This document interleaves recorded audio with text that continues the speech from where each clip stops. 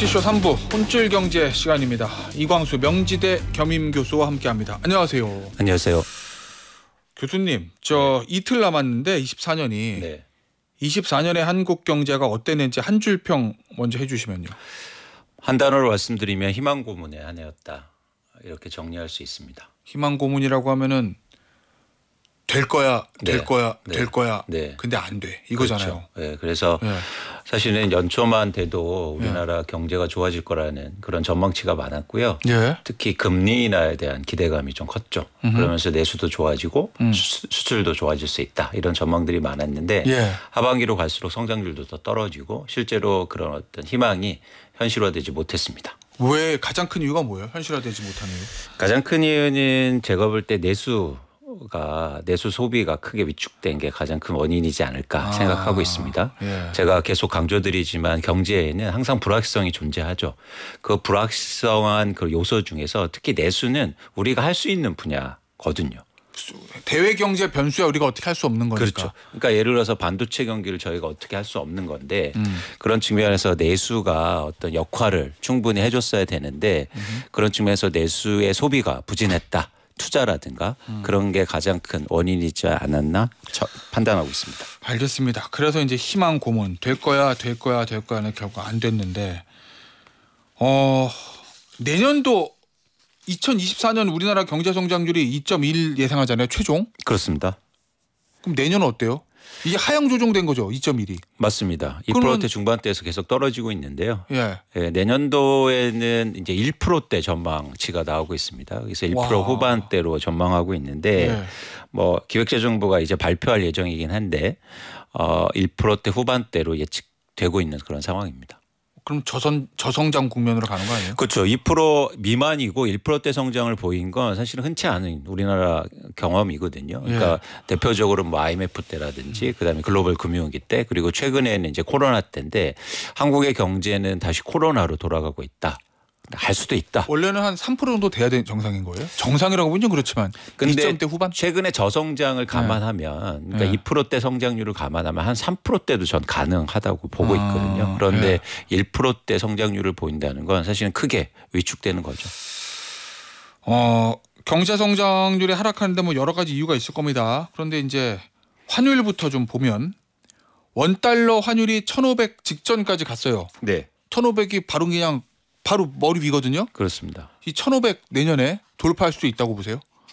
전 가능성이 열려 있다. 사실 헐. 1,500원을 얘기하는 분들이 아직은 많지는 않지만 전 가능성이 충분하다고 보고 있고요.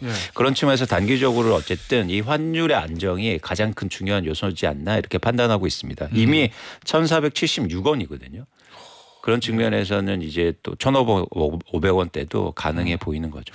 교수님, 그런데 일반적으로 우리 예전에 학교 다닐 때 경제학 원론 이런 거 배울 때 보면 환율 올라가면 네. 수출업자들은 좋다 뭐 이런 얘기들 하잖아요. 그렇죠. 근데 우리나라 뭐 삼성전자, 현대차, SK 하이닉스 주력 대기업들이 다 수출하는 회사들인데 맞습니다. 그러면은 환율 올라가면 수출로 벌어들이 먹고 사는 우리나라는 좋은 측면도 있는 거 아니에요? 그 지점이 이제 핵심인데요. 네. 그래서 시장이라는 게 존재하는 거죠. 예를 들어서 환율이 올라가면 네. 쉽게 말해서 원화 가치가 떨어지는 건데 네. 앵커님 말씀하신 것처럼 그럼 수출이 잘 돼야 되거든요. 예. 그런데 이제 2025년도에 가장 큰 이제 리스크인 게 예. 트럼프지 않습니까? 아. 그래서 예를 들어서 미국에 저희가 수출이 가장 많이 하고 있는데 지금 상황에서 그런 어떤 관세라든가 이런 무역 장벽이 올라가면 이런 환율 효과를 나타내지 상쇄하는구나. 그렇습니다. 그리고 또 하나는 최근 보면 엔화가 더 많이 빠지고 있어요. 그러면 일본과 현대차는 토요타와 뭐 이렇게. 그렇죠. 그래서 네. 최근에 주식을 보면 도요타 주가는 조금씩 오르고 있는데 이제 그런 영향들이 있는 거죠. 그럼 가격 경쟁력 그게 이제 환율 올라가면 수출 좋다는 게 결국 가격 경쟁력 때문인데 그렇죠. 그게 없어지는 거네요. 그럼. 그렇죠. 그리고 또 하나 이제 우려스러운 게 트럼프 말씀도 드렸지만 예. 어쨌든 일본한테는 좀 유화적인 모습을 보이고 있거든요. 예. 이제 그런 부분에서 우려가 좀 큽니다. 아니 정부에서 환율 방어한다잖아요. 항상 이제 당국의 개입 네. 뭐 이런 얘기 있는데 그래도 효과가 별로 크지 않았다 이런 얘기 있던데 그건 왜 그런 거예요? 지금 환율이 상승하는 이유가 이제 두 가지 원인인데요. 하나는 달러 강세가 있고 반면에 이제 원화 가치가 떨어지는 것도 있거든요. 그러니까 이 달러 강세를 상쇄할 수는 없다는 거죠. 그러니까 거대한 흐름이 있기 때문에.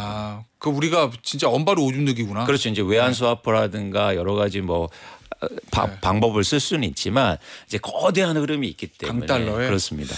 알겠습니다. 자, 환율 그렇고 증시. 네. 이 증시가 잘 돼야 되는데 코스닥 지수가 꼴찌예요, 우리나라가?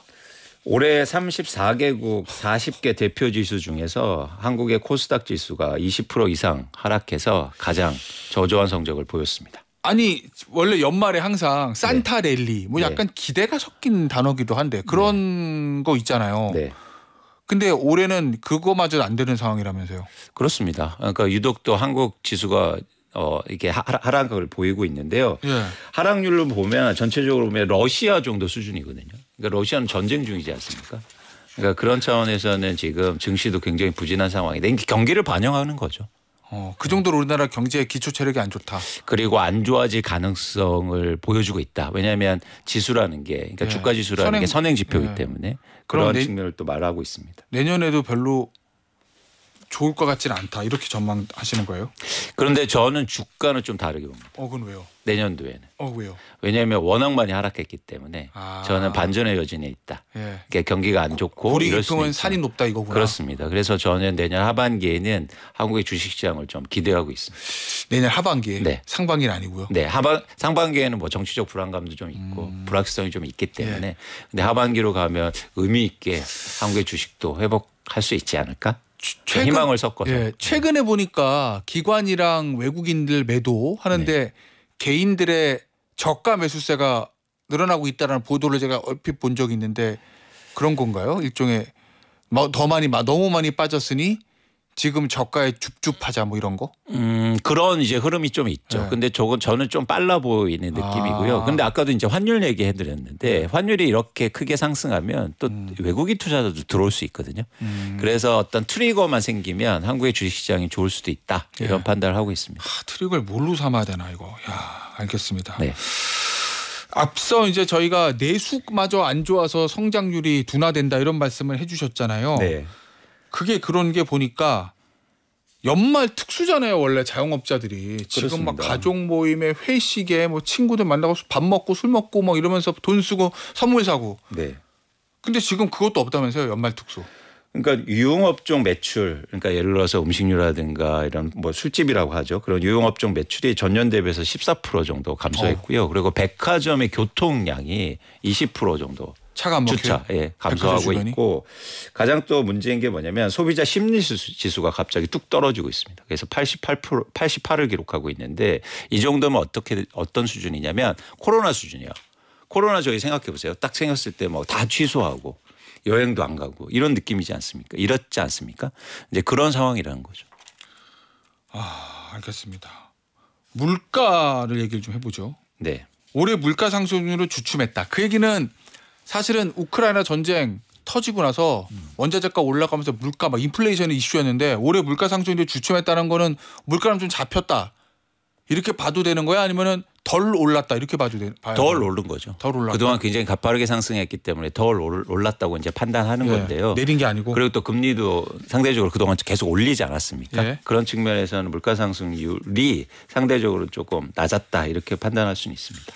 근데 체감 이렇게 몸에 와닿는 것 같지는 않아요. 근데 앵커님 말씀하신 게 그 핵심이에요. 왜냐하면 물가 자체가 떨어진 게 아니고 상승률이 줄어든 거잖아요. 작년은 100원 올랐는데 올해는 20원밖에 안 올랐어. 그렇습니다. 그래서 소비자분들이 체감하시기에는 물가가 이게 떨어진 거야? 맞아? 이렇게 이제 생각하실 수 있는 거죠. 네. 그러면 이거 체감하려면 뭐가 떨어져야 딱 실물 경제에서 장바구니 물가에서 소비자들이 느끼게 돼요? 기름값인가요? 그러니까 많이 쓰는 것들 소비재 생품 예를 들어서 뭐 생필품이라든지 아니면 말씀드린 것처럼 뭐 기름값이라든지 이런 것들이 이제 의미 있게 떨어져야 물가가 좀 잡히구나 이런 것들을 체감할 수 있습니다. 그런데 또 문제인 게 이제 환율하고 또 연결이 되는 거예요. 최근에 보면 유가가 여러분 휘발유 가격이 계속 또 오르고 있다. 환율 때문에 그렇겠구나. 수입 물가가 올라요. 달러로 그래서 사니까. 더 문제인 겁니다. 이렇게 해서 내년에 만약 이렇게 환율이 높게 유지가 되면 수입 물가가 또 올라가서 한국의 물가가 다시 올라갈 수 있다. 이런 우려가 커지고 있는 상황입니다. 알겠습니다. 네. 그래도 그나마 항상 보면 우리나라 경제 IMF 때 제외하고는 그래도 수출은 괜찮아서 수출로 버텨요. 이런 얘기들 하잖아요. 네. 내년은 어떻게 전망하세요? 내년도에 가장 큰 이제 문제가 뭐냐면 반도체입니다. 그다음에 트럼프요. 반도체는 왜요? 반도체가 사실 이것도 뭐냐면 경기를 선반영하는 제품이잖아요. 그런 측면에서는 그동안 반도체 수요가 꾸준히 증가시키면서 한국의 수출을 견인해 왔는데 반도체 수요가 줄어들 수도 있다. 이런 전망들이 좀 나올 수 있고. 그건 왜 그렇죠? 그동안 투자를 굉장히 많이 해왔고 AI를 중심으로 해서 그런데 그런 투자가 지속될 수 있을까? 이런 우려가 사실 있습니다. 그렇게 되면 AI 거품론 이런 거구나. 그렇죠. 그동안 뭐 재고도 많이 쌓아놨고 뭐 이런 측면이 있는데 그런 측면에서 한국의 수출도 그렇게 만만한 상황은 아니다 이렇게 생각되는 거죠. 그래요. 네. 좋은 게 없네. 부동산 얘기 좀 해볼게요. 네. 부동산은 올해 어땠어요? 올해 부동산은 상대적으로 이제 가격 전망을 보면 올해도 이제 안 좋다 이런 전망들이 많았는데 4월부터 8월까지 서울 아파트를 중심으로 해서 가격 상승률이 굉장히 빨랐고요. 거래도 굉장히 크게 증가했습니다. 그런데 다시 이제 4분기로 갈수록 거래량도 줄어들고 가격도 하락세를 보이고 있는 그런 상황입니다. 최근에 이제 수도권마다 하락세 접어들었다 이런 거 말씀하시는 건데 그렇습니다. 내년엔 어떨 거로 보세요 그러면? 내년에는 저희가 이제 거래량을 보면 내년 전망이 어느 정도 가능한데 올해 서울의 아파트만 보면 7월에 거래량이 9천 건이 넘어섰거든요. 근데 지금 11월 말이지 않습니까? 근데 1,390건으로 줄어들었어요.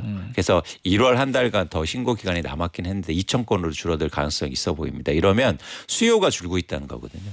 수요가 감소하면 가격 하락폭이 조금 더 커질 수 있고 내년에는 올해하고 다르게 가격 하락폭이 좀 크지 않을까 이런 전망을 하고 있습니다. 알겠습니다. 이게 주택 청약 이게 이제 내 집 마련하기 위한 필수 조건 중에 하나잖아요. 네. 최근에는 주택 청약 가입자 수가 많이 줄었다 이런 보도도 있던데 이건 왜 그런 거죠? 두 가지 원인인데요. 하나는 부동산 경기에 대해서 이제 우려하고 뭐 가격이 지방이나 이런 지역을 중심으로 해서 가격이 하락하니까 청약 통장 무용론이 확대되고 있는 거고요. 또 하나 뭐냐면 일부 지역들은 청약 경쟁이 너무 높은 거예요. 그러다 보니까 이게 필요한가? 무주택자 입장에서. 그런 입장에서 이제 청약 저축이 계속 가입자 수가 줄어들고 있습니다. 그러면은 항상 많은 청취자분들이 궁금해하시는 거 우리 이강수 대표에게 내 집 마련은 대체 언제 어떻게 해야 됩니까? 제가 강조하지만 가격이 하락할 때 내 집 마련하시라. 그래서 오히려 2025년도부터 가격이 하락한다고 말씀드렸으니까 그때 내 집 마련하셨으면 좋겠다는 말씀을 드리고요. 그러니까 전형적으로 시장이 안 좋을 때 말씀하신 것처럼 뭐 청약통장도 해지하고 이제 내 집 마련 계획을 안 세운다는 거죠. 오히려. 그런데 시장이 안 좋을 때 오히려 내 집 마련 계획을 세우셨으면 좋겠다. 그리고 청약통장도 그렇게 무리가 안 된다면 계속 유지하시고 그다음에 본격적으로 이제 3기 신도시라든가 분양도 진행되기 때문에 여러분들이 내 집 마련 계획을 오히려 적극적으로 세워보시는 기간이 오고 있다. 이런 말씀을 드리고 싶습니다. 그럼 청약 통장은 가지고 있는 것은 맞다는 말씀이시군요. 네. 알겠습니다. 25년에 내년에 되면은 달라지는 부동산 관련 규제들이 좀 있어요? 가장 큰 규제 하나가 뭐냐면 이제는 다주택자 양도세가 계속 이제 유예해 왔거든요. 중과를. 그게 이제 어떻게 유예되느냐가 이제 중요하고요. 그런데 의미 있게 뭐 이렇게 갑자기 규제가 바뀌거나 뭐 이런 상황은 사실 아닙니다. 그래서 아까 말씀드린 것처럼 어쨌든 3기 신도시가 이제 시작이 되거든요. 그런 부분에서 청약이 조금 더 활발해지지 않을까 이런 기대를 하고 있습니다. 주택 청약 시장은 놓치지 말아라. 네. 여전히 그러면 내 집 마련하는 분들한테는 주택 청약이 더 금전적으로나 더 이득이 되는 건 맞아요? 물론 분양가가 중요하긴 한데 그렇죠. 분양가를 잘 보는데 일단 정부가 뭐 이렇게 신도시를 개발해서 하는 것들은 기본적으로 청약가액이 상대적으로 싸기 때문에 낮기 때문에 여러분들이 물론 분양 대금을 잘 보시면서 고려하셔야 되지만 가장 좋은 방법이긴 합니다. 알겠습니다. 우리 경제가 원래도 그렇게 좋은 편이 아니었는데 최근에 정치 상황이 안 좋아지면서 더 안 좋아지는 거 아니냐라는 얘기들이 있더라고요. 윤석열 대통령의 비상계엄과 탄핵, 그다음에 한덕수 권한대행의 또 탄핵 이렇게 이어지면서 이 정치 상황을 한국 경제 이야기할 때 이야기 빼놓을 수가 없게 됐어요. 포브스라는 유명한 잡지가 있죠. 여기서 내놓은 기사 제목입니다. 한국의 정치적 혼란이 2025년 심각한 위험에 빠지게 할 이유. 이거 어떻게 보셨습니까? 이 기사. 그러니까 굉장히 좀 자극적이더라고요. 예. 상대적으로. 근데 어쨌든 뭐 변명의 여지는 사실은 없는 거죠. 가장 불확실성이 큰 상황이니까. 예. 그러니까 경제의 핵심은 소비와 투자거든요. 근데 소비와 투자를 얘기할 때 가장 중요한 건 불확실성이죠. 그래서 미래에 대한 불확실성이 커지면 소비도 줄이게 되고 예. 그리고 투자도 안 하게 되지 않습니까? 그런 측면에서 지금 최근에 대한민국의 이런 정치적인 혼란, 예. 불확실성이 예. 경제에 당연히 가중될 수밖에 없는 거고요. 그래서 이제 소비 심리도 줄어들고 소비도 안 하게 되고 투자도 못 하게 되고 있는 상황이니까 빨리 이 상황이 해결이 되지 않으면 조금 더 심각해지지 않을까 이런 뭐 우려들이 커지고 있습니다. 그러니까 결국 잘하든 못하든 윤석열 대통령이 원래 임기가 있잖아요. 네. 그때까지 임기가 있으니까 이 나라가 어떻게 굴러갈 것이다라고 투자자들 생각하는 거하고 지금은 윤석열 대통령이 돌아올지 조기 대선 열릴지 조기 대선 언제 열리면 누가 될지 모르는 상황이 그렇게 다른 거예요. 외국인 투자자들한테. 그렇습니다. 그러니까 불확실성이죠. 그러니까 이게 뭐 옳다 그르다를 떠나서 예. 잘 모르겠다. 이게 사실은 가장 큰 우려거든요. 예. 그런 측면에서는 어떻게 됐건 빨리 이 상황이 정리되고 그러니까 저는 속도가 중요해 보입니다. 경제에서. 그러면은 예를 들면 확실하게 누가 대통령이 이제 예를 들면 윤석열 대통령 돌아올지 네. 아니면 조기 대선이 언제 열릴지 그렇죠. 이게 좀 확실해지는 게 투자자들한테 낫다. 그렇습니다. 누가가 중요한 게 아니라 시기군요. 시기. 그래서 빨리 결정이 돼야 된다는 거죠. 그래서 지금 탄핵 심판 중이니까 그런 예. 것들의 결정이 빨리 돼야 경제에 대한 불확성이 줄어들고 예. 그게 또 소비라든가 투자에 연결되지 않을까 그런 생각을 하고 있습니다. 이거 처음에 이제 비상계엄 터지고 막 탄핵 막 전국에서 네, 국가 신용등급 얘기 많이 나왔잖아요. 맞습니다. 나라가 혼란해서 외국인 투자자들이 불확실성 때문에 빠져나가면 포브스 이런 무디스나 피치 같은 국제적인 신용평가회사에서 우리나라 신용등급 내려버리면 큰일 나는데 그렇죠. 프랑스도 그런 적이 있었잖아. 네, 뭐 요 얘기 하잖아요. 네. 지금 이거 걱정해야 되는 상황입니까? 솔직히. 그렇습니다. 왜냐하면 정말요? 이렇게 불확실성이 좀 더 길어지고 예. 또 혼란할수록 사실은 당연히 신용등급에 영향을 미칠 수 있고요. 한국의 신용등급을 평가할 때 정치적인 요소가 가장 또 크게 영향을 미치기도 합니다. 그건 왜 그런 거예요? 그건 뭐냐면 이제 외국인 투자자 입장에서는 일종의 우리나라고 보면 뭐 수출 규모라든가 경제 규모 선진국이긴 한데 가장 리스크한 요인 불확실한 걸 사실 정치적 요인으로 꼽고 있거든요. 그런 측면에서 이런 것들이 빨리 안정이 돼야 사실은 신용등급에도 영향을 덜 미치지 않을까 생각을 하고 있습니다. 지금 보니까 한국 국가 신용등급이 S&P가 AA, 네. 무디스가 AA2, 피치는 AA-. 네. 어쨌든 계엄 사태 안정적이죠. 이전과 같이 안정적인 등급을 유지하고 있다고 하는데 네. 만약에 신용등급이 떨어지면 무슨 일이 일어나는 거예요? 일단 우리나라가 이제 예를 들어서 국채라든가 이런 것들을 발행하지 않습니까? 그럼 금리가 올라가는 거죠. 돈 조달이 안 되는구나. 그렇죠. 자금 조달이 안 되고 그리고 우리나라가 외화 부채가 또 있지 않습니까? 맞아요. 국가뿐만 아니라 기업도 그러니까 다 영향을 받게 돼서 이제는 이자를 많이 줘야 되는 거예요. 쉽게 말하면 우리 가게 할 때도 예를 들어서 제가 회사를 그만두면 신용등급이 떨어져서 금리가 올라가지 않습니까? 그러니까 똑같은 경우인 거죠. 아니 지금 문자 보내주시는데 일생님께서 신용등급 걱정 이렇게 말씀하셨거든요. 네. 그러니까 사실은 기업 금리 조달 그다음 국채 이런 건데 우리 가게에도 영향이 있다는 거죠. 직접적으로. 그렇죠. 그렇게 되면 당연히 우리나라의 시중 금리도 올라갈 수밖에 없는 거잖아요. 조달 금리가 그렇죠. 그렇구나. 그럼 예를 들어서 이자도 더 많이 내야 되고 그럼 더 소비는 위축되고 주식시장도 안 좋아요. 그러면? 당연히 영향을 크게 받습니다. 예. 알겠습니다. 마이웨이님께서는 정치권이 빨리 정리해야 된다. 이런 문자 주셨어요. 정치권이 빨리 정리해야 돼요. 이런 식으로 계속 가다가는 국민들이 불안해서 어쩌라고라는 불확실성이 빨리 해소되는 것이 답이다라는 말씀을 주셨고 김현님 회식하고 선물 쇼핑도 하고 싶은데 물가도 너무 비싸고 돈이 없어요. 텅장이네요. 아이고 이게 내수가 지금 이 정도로 위축됐다는 거를 말씀해 주시네요. 알겠습니다. 그리고 안타까운 소식이 하나 더 있습니다. 지난 11월부터 우리 이광수 교수님께서 1년 넘게 저희 정치쇼와 함께 해주셨는데 지난해 11월부터니까 1년이 넘었어요. 오늘이 마지막 방송입니다. 아유 그동안 너무 감사드리고요. 감사합니다. 우리 이광수 대표님을 사랑하시는 우리 많은 청취자분들, 많은 팬들에게 마지막으로 한 말씀 좀 부탁드릴게요. 마침 또 어제 여객기 사고로 많은 분들이 또 희생당하셨는데요. 먼저 명복의 말씀을 좀 드리고요. 명복을 빕니다라는 말씀을 드립니다. 그동안 1년 동안 잘 대해주시고 또 좋은 말씀 많이 해주셔서 감사하다는 말씀 드리고요. 한국 경제에 희망을 가졌으면 좋겠다. 사실은 꼭 말씀드리고 싶은 게 반도체 1위, 자동차 전 세계 3위, 2차 전지 1위, 조선 1위 이런 나라 사실 없거든요. 그러네요. 예, 그래서 대한민국 경제 잘 됐으면 좋겠다는 말씀을 드리고 그 안에서 여러분들이 모두 뭐 부자 되셨으면 좋겠고 그리고 2025년에는 대한민국 더 좋은 일이 많이 있길 또 바랍니다. 알겠습니다. 오늘 혼출경제 여기서 마무리하도록 하겠습니다. 이광수 명지대 겸임 교수였습니다. 교수님 감사합니다. 고맙습니다.